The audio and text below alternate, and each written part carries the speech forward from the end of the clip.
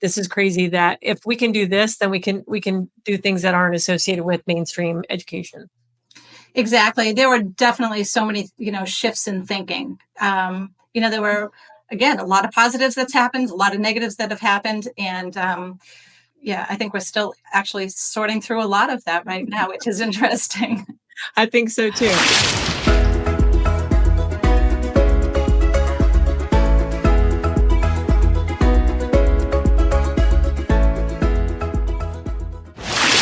Welcome to Expat Diaries podcast. And today we are going to speak with Cathy Tallone. And we always do this because we want anybody who's considering the journey that we're making and have made to making Costa Rica our home. We want to just give you guys a story of the journey that got us here.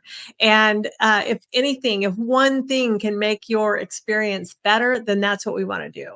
And so with all of that said, let's just jump right in it. And Cathy, tell me about the first time you ever actually experienced Costa Rica. All right. Hey, everyone. Thanks, Robin, for having me. The first time we experienced Costa Rica was March 2020. My son, he was in... Wait, that's crazy. March 2020? Yeah. So everybody stop and think about the world. March 2020, April 2020. And right. That's part of the story, that we did not even know what we were kind of walking into at that time. So my son was going on, I think he was in 7th grade, going into a 2-week vacation. And school sent us a message and said, okay, everyone's going to have to clean out their lockers. We were like, why? I don't... And, there were rumblings about what was happening. And, but we're like, all right, that sounds fine. We left, I want to say March 12th. I might be getting my dates a little bit skewed, but right around March 12th to come to Costa Rica for the first time. And of course, everything was wonderful. It was our first time here. It was beautiful. We rented a car. We went to Manuel Antonio. We went up to Arenal and hiked in the rainforest up there. And halfway through our trip, we literally started getting these drips, because you don't want to be looking at your phone. You want to be in the moment. And as the trip went, we just started feeling more and more discomfort and bumping into people and kind of having these side conversations. So yeah, that was our first time. It was super bittersweet looking back at it. It was almost like a parallel universe where we were in this incredible, abundant place, really just, and my kids were, I think 6 and 13 at the time, 6 and 12 at the time, it was such a beautiful experience for my family. And to have this other, like I said, parallel kind of universe going on at the same time was, it was like surreal. It was like this blanket of fear that was placed on you. And at first it's like a really lightweight throw. And then it just keeps getting heavier and heavier and heavier as more news rolled out or more of just that event unfolding. It just seemed to have gotten heavier and heavier. And it didn't start like that. And you didn't know, that's going back to the point where you didn't know, I think is almost triggering for some people whenever that point where we found out the beginning of the things that started. So March 2020, how long did you guys stay? 12 days. 12 days. Mm-hmm. And at the end of that 12 days, I would imagine the world had changed in 12 days. Literally in those 12 days. I remember talking to my family and my husband and saying, should we just stay? What is happening? Should we just stay here? This feels really happy here and safe and free. But of course, life was very, very unpredictable then, and it was scary. So 2 days before Costa Rica shut down, we got on our scheduled flight and we went home to darkness. Wow. And home was where? It was in the seacoast of New Hampshire. Okay. So not everybody knows, but we have 16 miles of Atlantic Ocean in New Hampshire. So it was an hour north of Boston. Oh, nice. Nice. And I know that during that time, and I don't know if it happened up on the East Coast or not, but they even shut the beaches down.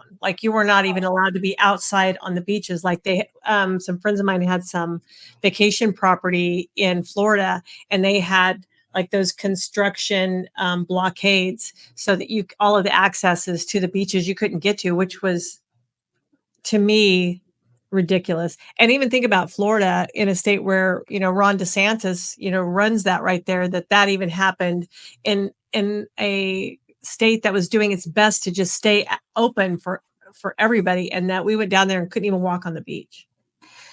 Like I said, we do have the 16 miles of coastline, and we call it the seacoast in New Hampshire. And yeah, it was yellow taped, Yeah. that the caution tape.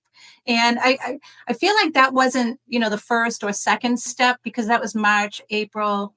That was kind of getting into the summer months when everything shifted more into lockdown. But Right.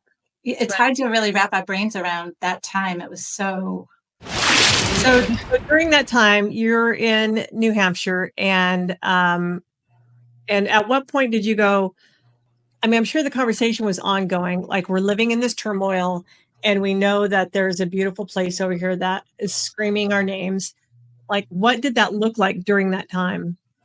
So during that summer, and I've always kind of been like one that lived outside the box, right? I've never really been comfortable fully in mainstream. So I just want to put that out there, that it wasn't this, it wasn't this complete, transformation overnight. But my husband was working internationally, and we were kind of thinking anyway about this is maybe how our family trajectory would go. Mm-hmm. But through the summer, I started kind of dipping into different Facebook groups, and I stumbled across the World Schoolers.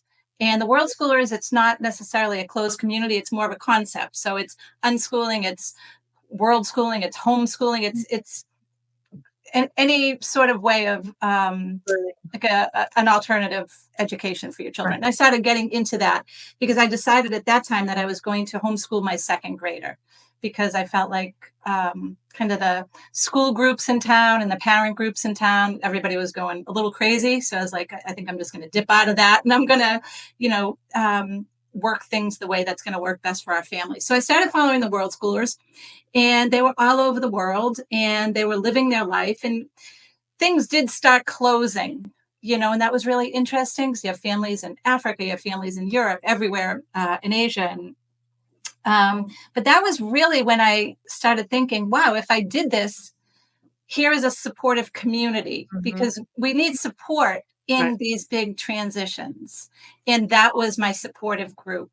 So, time went on. I was, like I said, homeschooling my second grade son. And so let's think about that. So we've gone through the summertime, and during the summertime, you had to have made that decision. Like, I mean, you were probably already homeschooling him. And then and we didn't know, I know in Missouri, we didn't know when and if the schools were going to reopen, and what did that look like, right? What will school look like?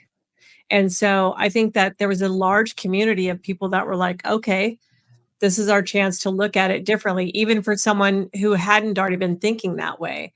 And so I think that there popped up a lot of alternatives. And especially whenever you saw the kids going back to school from their living room on an iPad, and it was like, this is crazy. This is crazy that if we can do this, then we can do things that aren't associated with mainstream education. Exactly. There were definitely so many, shifts in thinking. There were, again, a lot of positives that's happened, a lot of negatives that have happened. And I think we're still actually sorting through a lot of that right now, which is interesting. I think so too. Okay. So then at some point you're in this journey, and you and your husband are talking. You got to be having these discussions going, what will it look like if we decide to leave the United States? Exactly. And so through conversations with friends, and, that's how it always happens, right? We kind of talk these things into the physical form. And a friend of mine said, hey, we have friends in Costa Rica, who are starting a community. And it was like, okay, yeah, let's look at that, and let's go down this path until until it no longer feels right. And that was November 2020. And we started our journey, and we started talking to people. We started researching, and a lot of things happened in the meantime. But, June 15th, 2021, we were on a plane to Costa Rica. We had sold our house, we had sold everything that we owned, and yeah. And so that's an ordeal in itself. Like, big, I've talked to so many people that are like going, so I put all of my stuff in the storage container and I was going to ship it down. And then I didn't need any of that stuff anymore. Like they're like, and that's one lady, she has like 5 kids and she came into the country and she came in with, oh my God, what did she tell me? Like 120 Rubbermaid tubs. Oh my gosh. Like the trucking company had to meet her at the airport to get this stuff loaded. And I'm like, and I think about like when I come down, when this sounds ridiculous, but like I'm always so dirty and like everything I do in Costa Rica, I'm usually getting dirty or I'm getting muddy or I'm out somewhere where I don't really care if I'm getting dirty or muddy or whatever I'm doing. I'm just outside living my life. And I literally, whenever we leased a place there for a year, and I went to Goodwill and I bought tank tops and shorts and I threw them in whatever I was taking so I could leave my clothes down there. And it was like, and then when I left, I just donated them when I was there because it was like I had one little t-shirt dress that if I needed to go out to dinner, I would throw that on. But it's like I didn't need anything. Like I didn't need all of the things that we think we need now. My husband is a hoarder. And I tell him this to his face. So if you're listening, Brian, yes, you know you're a hoarder. And so like he's constantly creating little piles of shit everywhere. And I'm like, babe, what is this stuff? What is it? Like, why can't you let it go? Let this crap go. And I told him, I'm like, if you think, I'm like, you need to go out into your garage and go, if you think all of this stuff is moving in a shipping container to Costa, it is not.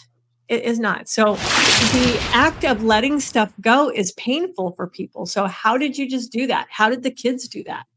So the kids were interesting, right? My youngest was just young enough that he was still in that kind of phase that it's like, this is what we're doing. Okay, right? Yeah.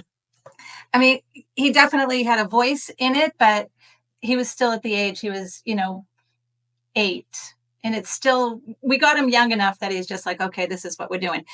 My other son, he was 13. He turned 14 right before we moved.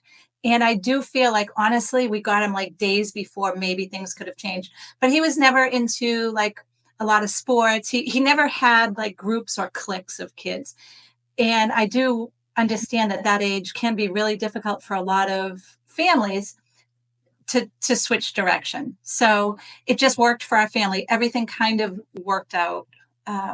Again, we just kind of threw it up in the air and said, let's follow this until we can't anymore. Mm-hmm. And there was never just a real roadblock that derailed us. Everything, honestly, it just seemed to open up easily. And maybe some people listening right now are thinking like, oh yeah, well, good for you. And yeah, good for us. But that's how we knew that this was where we were supposed to go, right? Like kind of like the path of least resistance. Right. I felt like there was so much resistance in what we were doing at home. And this just opened up. So we knew that it was right. Right. And that's how like we are too. So it's like, there was a time, so when we were trying to buy a hotel in Golfito and, like thing after thing after thing after thing. And even to the point where my attorney calls and says, and when we could have bought it, like it would have been, I'm sure we could have bought it and things would have been all right, but all right is not okay.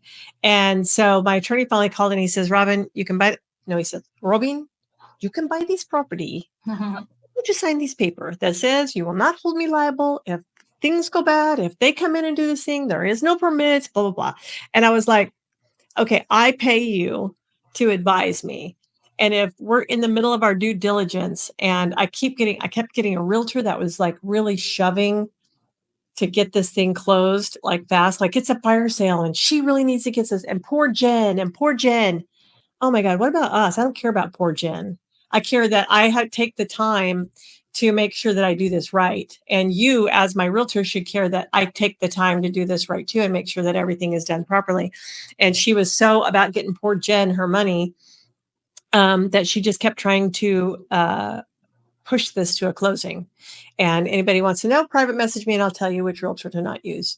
And so when my attorney told us that, he was like, I'm going to make you sign a paper that says that you will not hold me liable if all of these things that I have advised you about come to pass. And I'm like, Rodolfo, I pay you to advise me. And if you're telling me this is not a wise investment, that there are legal ramifications or there's not a clear title, there's a lot of things that within the municipality could go wrong for me as a foreigner, I'm not buying this property. Like, I just won't do it. And at that time, we were like, then you question, go like, am I just not supposed to do this? I'm not supposed to move here. And that feeling never came to me. It was just the wrong property. And so then we ended up buying 13 acres in Golfito, and everything's smooth as glass. Everything was perfect. Like, everybody's accommodating everything that you need. And then you like, no, like, this is what it's supposed to be. And I could still have gone through and purchased that with all of the hesitancy and the resistance that was coming in the way as well. And I'm not saying that it would have been horrible or been bad, but if you could choose the right way or another way, wouldn't you just choose the right way? And so when things open up like that, you have to respect them. And when things slow up for you, you have to respect that as well. Like, respect the intuition and the universe that is like going, no, just left a little bit, just left a little bit. You know what I'm saying? And so I appreciate that that happened for you guys too, that everything, I always say that the universe conspires in my favor all the time. Like, because I don't just go down any roads that aren't already opened up for me. I just don't. And so then the path is being made before I walk down it. It's already being built as I'm going down it. So I'm smart enough to go, not that road. This one over here seems easy. Let's do it. One of my favorite books, right? The Alchemist. The universe is always conspiring for us, and it's true. And I mean, it's almost become a little cliche at this point, but I mean, this is a good overall, whether you're moving to Costa Rica or you're, going on a date, like whatever this is. I mean, I'm a transformational life coach for women. And this is what we talk about all the time. Like, let's plug back into our intuition. And right. Especially moving to Costa Rica, or anywhere, being an expat or moving to any country or any different environment, really, really tuning in and making clear of like, why do we want to do this? And who am I? Who am I in this journey? Because so many things, I mean, and I'm just going to, validate what you're saying, Robin, in a few different ways. Moving to Costa Rica is so different from, we'll just say the United States, right? North America, we'll just keep it at the United States. So different. Systems are different. Everything's different. And I do remember those days when seeing pictures on whether it was a Costa Rican Facebook group or some of the World School groups, all of those bins. And it makes me laugh because it was almost like a moment in time, just like bins and bins and bins. And that's a whole different story. But plugging into your intuition, especially in an environment that you're unfamiliar with, because there's so much to navigate. And I believe that we really do.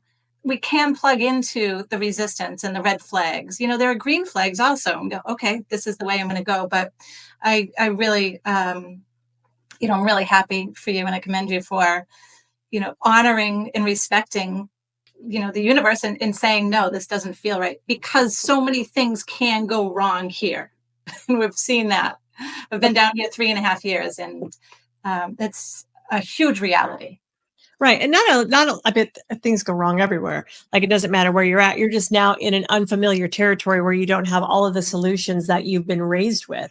Right. Like, I mean, we are so used to, okay, this goes wrong. We know how to fix that because we've seen it happen a million times. Well, we haven't seen how it happens in Central America. And so we're a fish out of water, and really just learning a new way of life. People don't understand the profundity in that statement, learning a new way of life, because we have been in this life how we know it, with our people, with our safety. Even if we didn't even think that we had safety nets, we do have safety nets because we know where to go get the answers. We know the process. We know that there is a process in place. And in Central America, even though the process sometimes doesn't seem like it even exists, it does exist. You just don't have the understanding for it right now for what their process is. And energetically, it's like everything is so different, exactly what you're saying, but timelines are different. The way people communicate is different. And when you aren't familiar with the way, like generationally, right? Because what you're saying, when we have a system, when we're living where we grew up, we understand these things. Our body knows exactly what to do. Yep. And we think that because we're smart, because we're educated, because we're patient, because of all of these things of who makes up, like what makes up us, that we can bring us to a whole nother place and just show up. Yeah. And, I mean, without going into a whole bunch of details, we've had some, building challenges and, worker challenges, just challenges in general. And if I talk to my parents or friends, or it's like, well, why aren't you just doing this? Just get the manager on the phone, and it's like push. And it's like, at this point, I don't even try explaining to people. I mean, I will for the sake of this conversation and for the people who are really curious, but it's just like things are that different, that the system is not the system. Right. And people communicate differently for For a sure. lot of different reasons. Generationally, they were just brought up differently. And we're unfamiliar with those kind of nuances, especially when we don't know the language. Even something as simple as, for people who've never been to Costa Rica or to a Latin American country, something as simple as you go to dinner, and you know what we're used to, like by the time they bring our dinner and then they come back around, they bring the check because they want you out because they want to turn that table, right? You could sit there for hours and until you ask for that check, they're not bringing it. Yeah. And you're like, what? I wonder why they're not bringing my check. Because you haven't asked for it. That's why. I mean, something as simple as that they don't even rush you at that point. If you're going to stay, you can move in, stay all night long. They're not going to care one way or the other, and it's so funny because we tease Brian mercilessly because his Spanish is so horrible, and it probably is okay, but he's so afraid that someone's going to judge him for saying something wrong. So we're like trying to get him to ask for the check without doing this. We're like, sit on your hands, and we'll give him the word for word, like this. And like he can't do it without getting his hands out. He just can't. Yeah, that's so funny, right? And what you're saying is absolutely true. And these are the things that we start, connecting with. Like, okay, this system is different, instead of, because, and I know, and I may be guilty of it, like just sitting there and getting angrier and more confused and impatient. And it's like, they just have a different way. Just get up and ask for it, and yeah. Yeah, sure. And it's just the thing. It's like you just have to sit in and count it as, look at this is my experience now. I'm having a new experience, and I'm going to feel all of it. I'm going to enjoy all of it. I'm going to observe what the people around me are doing when they need something, and then I will act like these people because that's where you are, and just adapt to your environment. Totally. And I always talk about, with my clients and just in my life, how when we're outside of our comfort zone, things are uncomfortable. I mean, it's just the definition of it, right? Yeah. And this is uncomfortable. At times it's uncomfortable, but that's where the fun is. That's where the adventure is. And like you said, when we embrace it and we just kind of roll with it and say, this is our journey. This is what I signed up for. Mm-hmm. And again, just going back to like, if you're planning on doing this, if any of your audience is, planning on making this, like really tap into and think about why, right? It's so important. Why are you doing this? Mm-hmm. Because you want to just be on a beach, because, you loved your trip when you went, like, what is it? And what do you want to experience from this? Is this an adventure? Because down here, I mean, I live in just outside of Jaco, Costa Rica, and it is literally like living in the 80s. Everything is personal responsibility. Mm-hmm. And I'm just going to put that as, I feel like, the number one discomfort for so many people when they even come to visit here. They instantly, the vibration is so different. At least, I mean, and we can talk about however you want to, wherever you want to go with this, because everywhere in Costa Rica is different, right? Okay. But for me, in my experience living here, it can be a little chaotic. There's not many rules. Even if there's laws, they're not, things are a little bit more important than what we would consider our safety. And we go back to what you said, like this safety and understanding in systems. Mm-hmm. And when people are taking U-turns in the middle of town, or parking on the wrong side of the street, or just stopping for no reason, or there's horses coming down the middle of the street, like passing in the inside lane, like it's just different. In I believe we, from the United States, with the systems that are in place, things have I don't know how deep we want to get into this, but I feel like our rules, our laws, our social conditioning has gotten to the point where it's like we only can do this. This is the way to do it. Right. And And down here, you bring a level of arrogance to it as well. Like, don't they know that this is the better way to do it? Don't they know that it should be being done like this? And it's like, okay, then just, and I don't like to use these words, but then just stay in that country that you're comfortable with. If you cannot adapt to these abnormalities from what you're used to, these differences, then it may not be a fit for you. You need to change states if you're in the United States, or provinces if you're in Canada, and then try a different province that does things differently before you go, let's rip the Band-Aid off and just go down here where it's the wild, wild west. right. And bring all of my ideology and all of my systems and all of this, and literally look at people and say, why aren't you doing it my way? Because you're making me uncomfortable. Right. And it kind of semi pisses me off anyways. It's like, if I wanted a bunch of Americans to come to Costa Rica and turn it into America, I would have stayed in America. I would have stayed in the United States. And that's not what I want. I love the people there so much. And however that they live their lives brings them the peace and joy that resonates and vibrates at a level that connects with me. And that's what I'm attracted to. So why would I bring this frenetic energy down there? Because that makes me more comfortable. Why don't I learn to soothe, to self-soothe, and go, this is a different way. That's interesting. How come everything can't just be, that's interesting? And then just observe it like an observer, like from somebody detached from it, and then go, oh, this is how all of this works. Fantastic. I'm telling you, the first time I went to a bank in San Isidro and watched everybody stand up and move one seat over. I'm not kidding you. It was the funniest thing I'd ever seen in my life. Like, the one person stands up to go up to the teller, and then everybody stands up and moves over one seat and sits back down. And it happens in 6 rows. And so, like, this whole little snake of people all stand up, move one seat, and then sit back down. And I'm like, this is comical. And it was like, and they're like, why? I know they were like, why? I made a video of it because it was so comical to me. And it happened like that. I'm like, why don't they just have a number system and whatever? But, and you don't know, sometimes you don't know if you got at the right end of the row, right? Like when you come in to sit down, you're right into the row, like, oh crap, they all stood up and went that way, and I should have been at this end of the row. And so now it's like, that's how it is. So I don't expect them to do it any way differently. It's just, it was new to me, and sometimes new feels comical. I love that. I love that you just shared that. I haven't had that exact experience. Maybe it's just Santa's.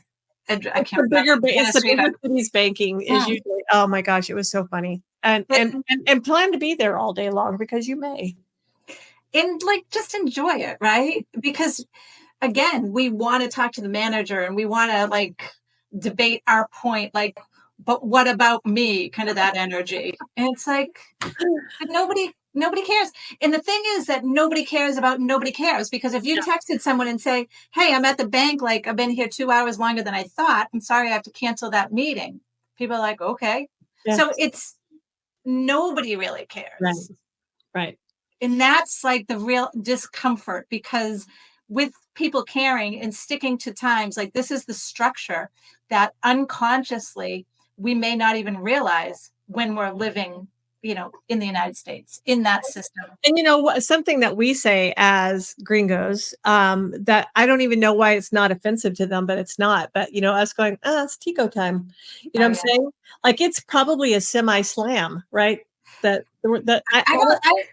don't think they care, truthfully. I think they get it. I do. I mean, I've spoken to, and they're just like, yeah, it's, it's Costa Rica. I have Costa Ricans that go, yeah, it's Costa Rica. Like, this is how we are. Yeah. I've actually had some Costa Ricans go, sorry. I'm like, because they see it and they understand it, but it's, they don't know that they're not trying to change. And I don't think they'd ever want to change, but I do believe they recognize it, at least especially around. And we must seem comical to them. Our level of, especially when we first get there, they probably can recognize us right off the bat. Our level of crazy and our level of hectic and chaos, that we just insist on, you know what I'm saying? At first they must be like, they're probably speaking to themselves going, no, they're new in country. They'll settle down after a while. Robin, I hate to even be like this person. I know this feels like, I'm an observer. I'm not a judger, right? Like you mentioned the Right. word observing. I'm super curious and I love human behavior, but I literally, and I'm not just saying, I can see people who move down and it's like, oh yeah, like literally see them. Whether it's like the way they're moving or their confusion, it's like, oh, they're new, aren't they? Yeah. It's, I mean, even if they're just on vacation, but I love the people who move down here and it's just, you can feel their energy and it takes a minute to integrate, it really, really, truly does. And I mean, I think after 3.5 years, I'm still not integrated, but that newness, it takes I'm a always minute. like, the minute we land in San Jose, it's like a deep breath of like, oh, I'm home now. I don't have to be that person anymore. Mm-hmm. And to me, it is it's so refreshing because I'm just like, because then like anything that I don't worry about anything. Like when I get there, I don't care. Like if the airplane's going to be late by 2 hours or it's going to roll to tomorrow, I don't care either. Like it's like I adopt it as soon as I get there. My give a shit is gone. Yeah. And anything that happens is supposed to happen. And there's nothing that is catastrophic that I care about. Like it just isn't like if the taxis are on strike, great, I'll get on a bus. I don't care. Like what is it? What is the next thing? I don't care. Like I just don't care. We're coming down in December because we have to come down and walk the property and meet with some people down there. And Beverly was like, well, should we like catch a Sansa and come over and then do that? And then we'll save some time, whatever. And I'm like, I don't care. Like, what do you think about renting a car? Should we rent a car and then just drive in? I'm like, we can do that. Like, I mean, I seriously, I don't care. Like, and it's just it seems silly, but I have to care about so much here in the States. We're business owners. At times we have up to 70 employees. I have 3 different businesses that I run. And it's hysterical because so I turned 60 in June, and I read one time Oprah had said something about her just like as you get different decades, like your level of give a shit is gone. Like you just don't even care anymore. Your filters are gone. You don't care. I don't care if you like me. I don't care if you don't like me. Like you're not coming to my funeral. What do I care? And so I had talked about going like I started delegating things here at work. And I don't think Beverly was aware of it because we're business partners as well. And she's a CMO, so she runs all the financial stuff and whatever. And so we'd gone on vacation one year. We'd gone down to Zancudo, and we were going to be fishing the entire time. And I didn't bring my computer. I didn't bring anything with me. And so every morning we're sitting out on our porch, and Bev's got her little Mac out, and she's like, doing whatever for blah blah blah. And I'm just sitting out on the front porch having coffee, whatever, and looking at the beach. And she's like, "Don't you have any work to do?" And I'm like, "No, I delegated all my stuff."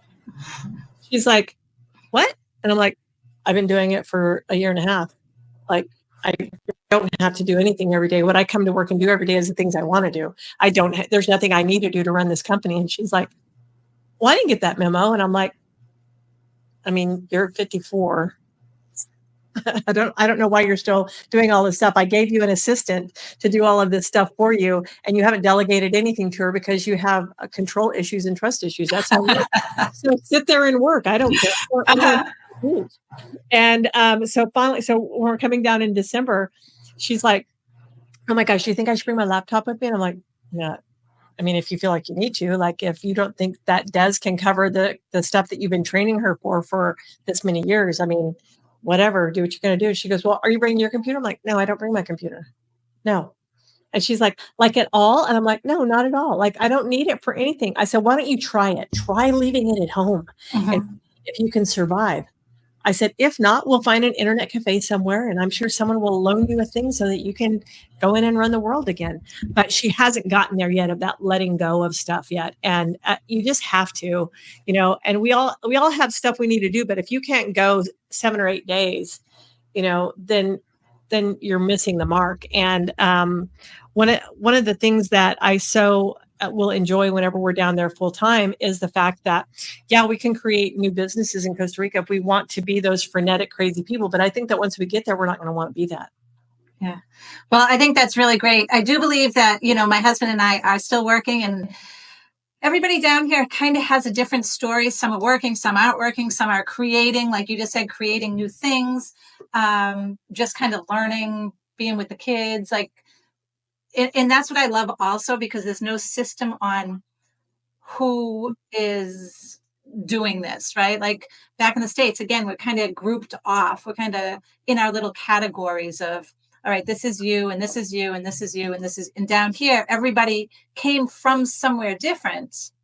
And all our kids do school differently. All of our relationships are different. Everybody's ages are different. That's the crazy thing. I just turned 56 and I have 35-year-old friends. Like, it's all over the place. Mm-hmm. So what do you think so I know you're a transformational life coach. And so you structure your days now because you work online, obviously. Mm-hmm. So you structure your days now and they look like what? Like, do you decide I'm going to work for 3 hours a day and then I'm doing XYZ?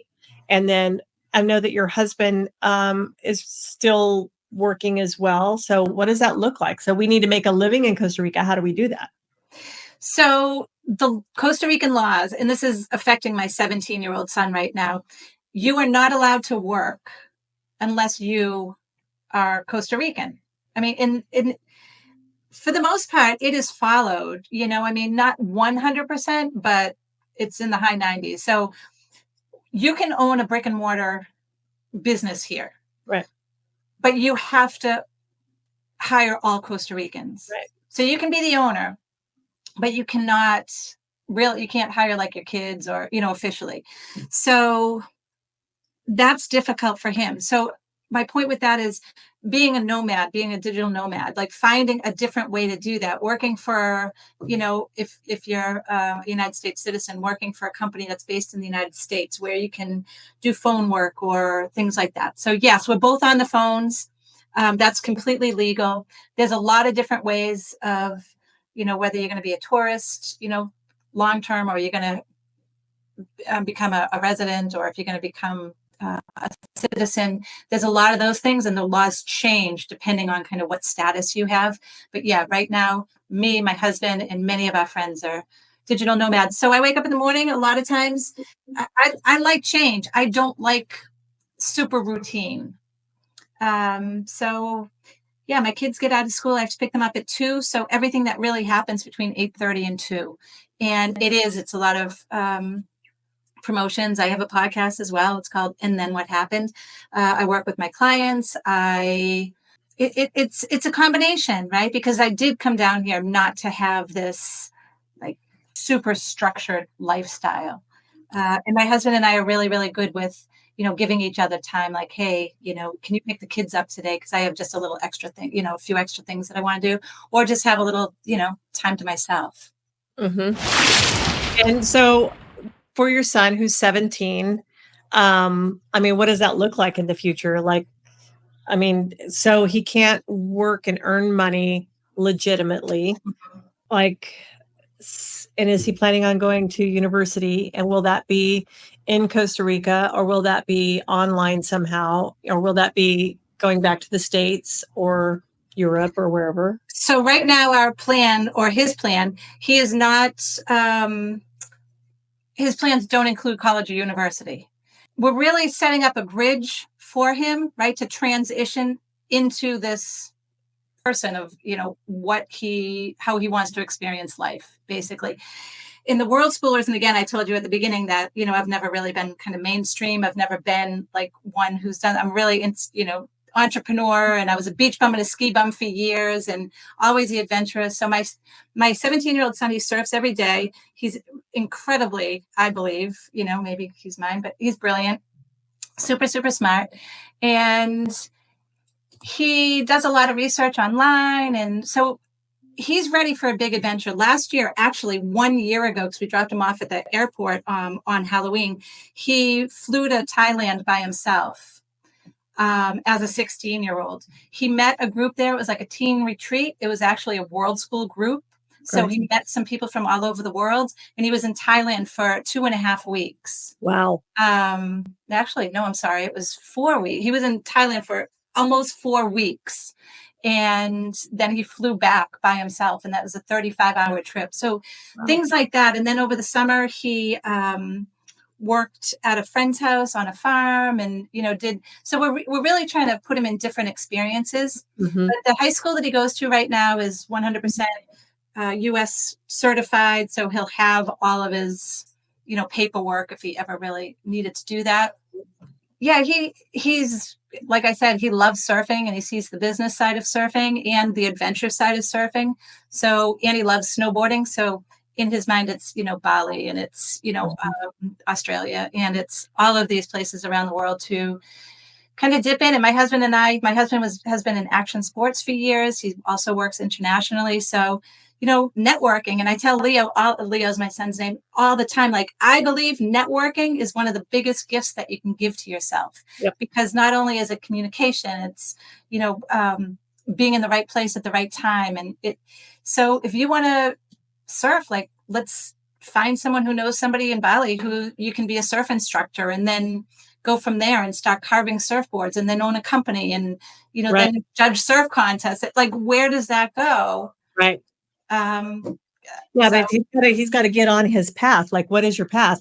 And I think that even if we were in the States, like learning what your path is takes so long. It's like, well, you see all those kids start college thinking they're going to do this thing, and then by their end of their second year, they're like, yeah, not that.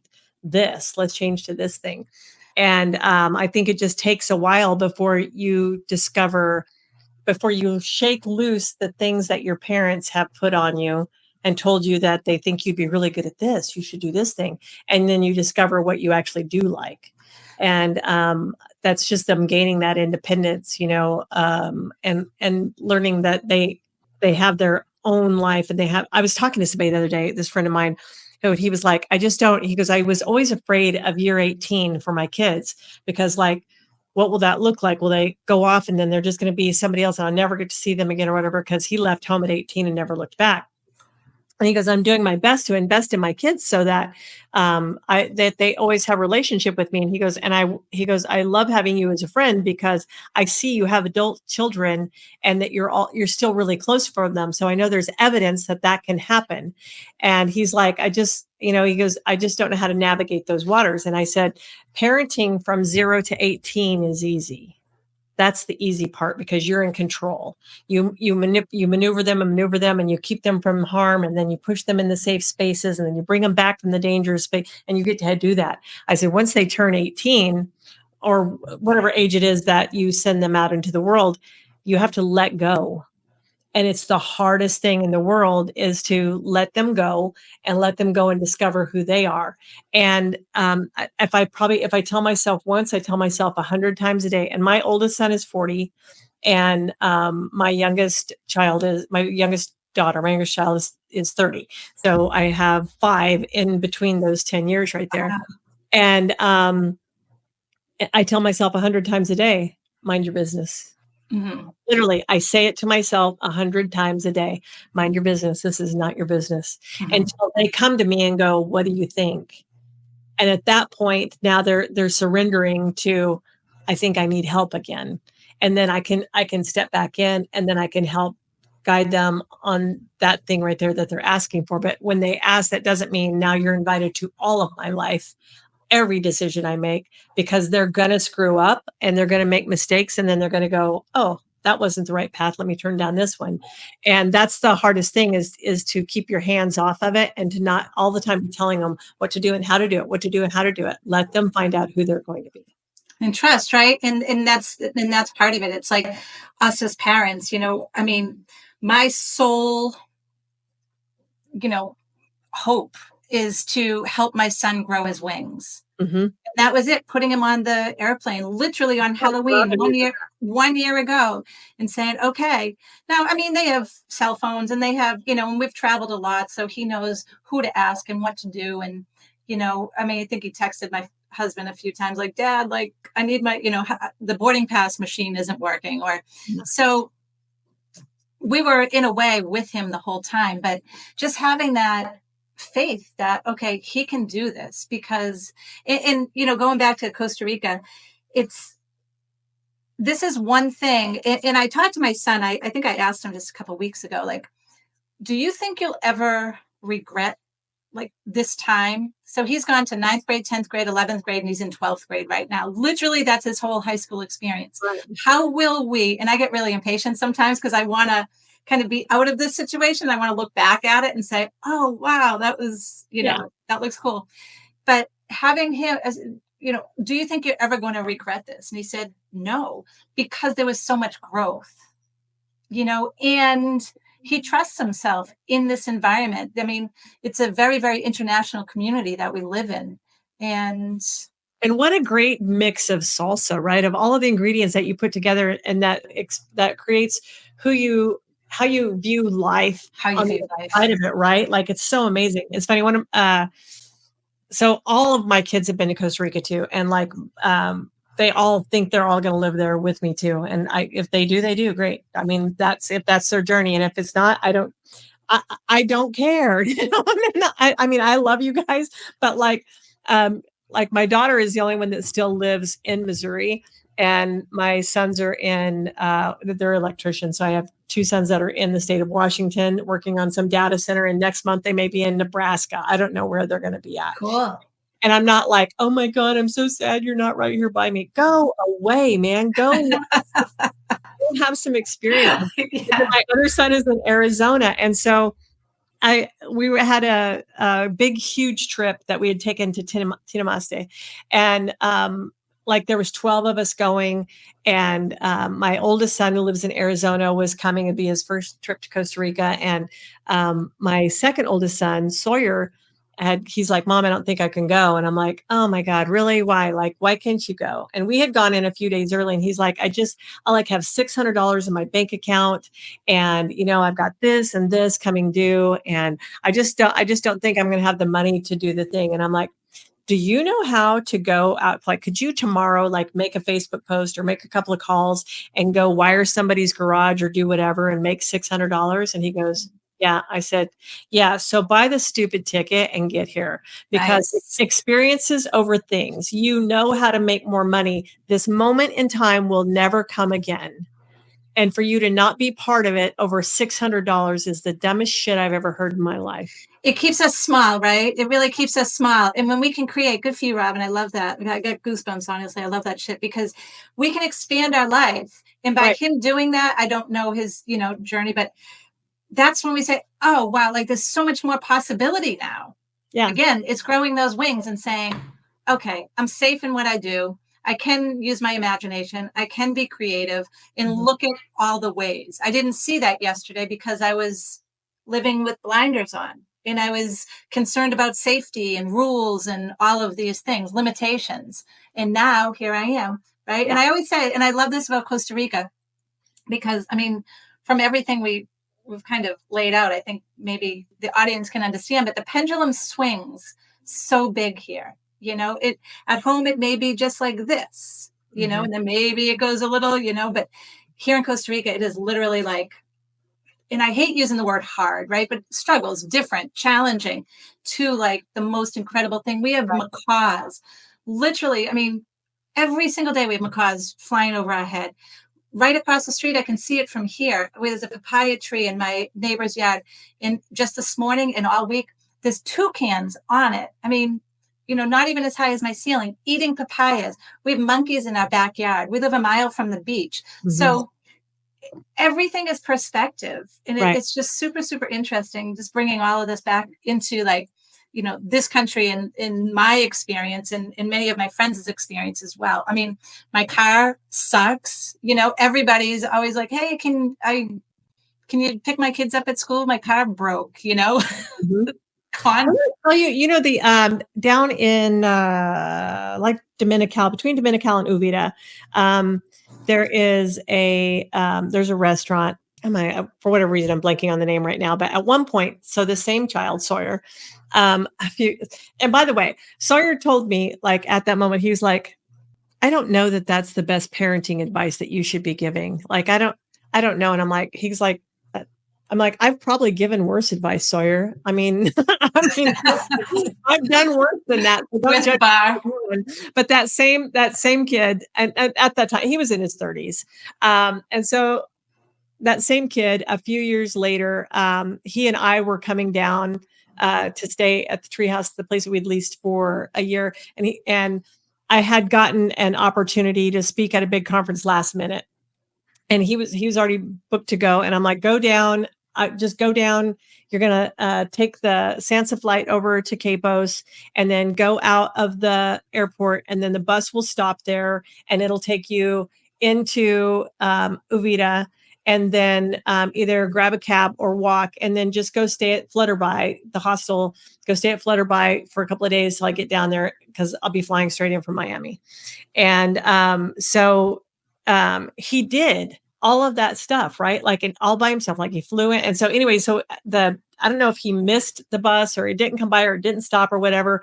And so he was texting me and he was like, hey, I don't know if like I'm not standing in the right place, but the bus isn't coming. So I just went into a couple of the Facebook groups and I was like, hey, my son is at Capos Airport, and can someone, either send a taxi to him? I don't think he knows how to reach out to one, and whatever. The owner of the Jolly Roger, literally, she's like, hang on, I'm at the grocery store right now. I'll just go get him. I So love that. she drove from Uvita all the way to the Capos Airport to go get my kid. She doesn't know me. I'd never met her in my life, and went and got him and took him to the Flutterby. Right now, where would that have happened here? Right? Like, it would be so rare that someone would be like, oh, that really sucks. He should probably call such and such. And she just went and got him and took him there. And then whenever I got there, a couple days later, like, he'd been staying at the Flutterby, and Rama had been teaching him to surf, and so he'd been doing surf lessons every day, and he had built this whole community inside the Flutterby, and like he was like, the whole place shuts down at 10 because that's quiet time. Everybody, I was surprised you were up that late. He was like, Mom, I left after 2 days. I ate there every day. I drank there every night. I bought rounds because he's an electrician. That's what they do. Union electricians are idiots. He's like, I bought rounds for everybody every night. And he goes, and my bill was like $180. That was it. I was like, yeah, that was awesome. Good job, buddy. Nice. But like, if he hadn't come that first trip, he would never made that second one and have been able to do it on his own. You know what I'm saying? Do all of that. Just because he wouldn't have taken that leap. And I was super proud. Yeah. That's super cool. There's so many things involved in that, like watching our kids and growing, and, like, there's so much there, but even to provide kind of this Costa Rican experience or any other experience that's just outside of their comfort zone. Absolutely. Like, I hope that this isn't the only country they ever come to. I hope that they go, hey, oh my God, we would love to go to Italy. We would love to go to Greece. We would love to go to China, to anywhere. Like, just like the most powerful thing that we own in our lives is our passports. It's our freedom to be able to get out of the puddle that we're in. And then the stamps on it are the little tokens in my life that just bring me joy. Yeah. And 100%. For me, it's always been, I love the curiosity. I love using my imagination, my creativity, but it's the discomfort, right? I don't know. It's really funny. Like, I love that discomfort. Like, ooh, what's going to happen next? Every single day here in Costa Rica, we laugh, my whole family, like every single day we see something new. And it's like, wow, never saw that before. I don't know if it's a family of 5 on a motor scooter while the father's on the phone and the mother's breastfeeding. Like, the craziest shit happens, and you're just like, it's like a movie, and you're like, wow, this is awesome. Like, I'm just here for it. I think it is awesome too. One other thing I wanted to ask you before we wrap this up, because I know we just get to having fun and just go to talking. So buying versus renting, like, what decision did you guys make about that? So we started out renting, of course, right? And we rented for 6 months. It was at the bungalows here in Playa Hermosa. It was right on the beach. It was small. It was literally a bungalow. But we were there for 6 months, and it worked out really, really well for us. But I'm just going to say, here at the beach, like, it is expensive. We came at the tail end of COVID and things were still a little bit reasonable. Things are very expensive right now. after the 6 months that we were here, so that was December, they were going to raise our rent because Christmas is the busiest time like of the year, and the rates, everything skyrockets. So if anybody listening right now thinks that they're going to, oh, I'm just going to go down there for Christmas, it sounds like a really cute idea. Like it is, start planning now and look at the prices. Right. So we just, again, the universe just provided, and it was like, here, you want to, buy this house, and we came and looked at it, and we got an unbelievable deal. We have a small house, and it was always supposed to be temporary, and we're coming on our 3-year anniversary here. I'm sorry, just a 3.5-year anniversary living in this house. It is small, but it works perfectly for us. We put in a pool. We've done a lot of renovations to it, and again, we live, a mile from the beach. My son rides his bike to school every day, so I think that you're going to have to go through a process. There's a lot of research to be done.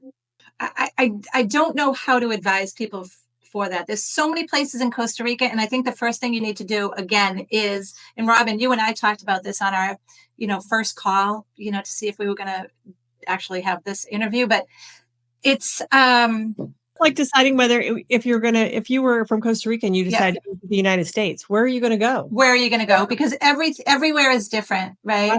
And you and I talked about how, in my mind, moving to Costa Rica, it's going to be like in the jungle, and I'm going to be like, secluded, and it's just going to be like so zen. But then you're like, well, what about my kids? And I've seen so many people move to these, remote, beautiful areas, because it's Costa Rica in their mind. And then after a few months, they're like, oh my gosh, we're going crazy. Like the kids have no friends, Mm-hmm. So, and then you told me about your experience down south. Right. There is everything for everybody here. Right. Whether you're up in the rainforest or the cloud forest in Monteverde, one of my favorite places, or on the Caribbean side, and that's like a whole different side. I haven't even been there yet, and I want to go so badly. It's a totally different vibe. I mean, it's literally Caribbean, the color of people's skin is darker, but they're speaking Spanish and not French. It's like, it's really super cool. The food's different. The climate's different, of course, because in Costa Rica, we have the continental divide right in the middle of the country. So we do have the Pacific where I am, the Pacific climate, and then you have the Caribbean climate as well. So yeah, there's something for everyone. The mountains, about an hour and a half south of, well, maybe it's a little bit longer than that, just south of us, there's a mountain called Chiripo. It's the highest mountain in Costa Rica. It's over 12,000 feet high. And, it's freezing up there. There's ice up there. So again, it's hot as shit here at the beach. I mean, it is hot every single day. And like you said, it's like you're dirty, you smell like all the time. I don't even care. Like they're like, I don't even care either. Beverly and I would travel. She'll like, did you bring a razor? And I'm like, for what? And she goes, to shave your legs. I'm like, no, I don't care. The monkeys don't care. No. You can't see the hair on my legs through the dirt. What do I do? Well, this has been a pleasure, and I'm so excited always to when I record these. If I'm in the States and I'm recording them, I always feel like I'm in country again for that hour when I get to share my time with you guys. And I'm like always so excited. Like it just makes the whole rest of my day just be fantastic, especially whenever like I'm at my office right now.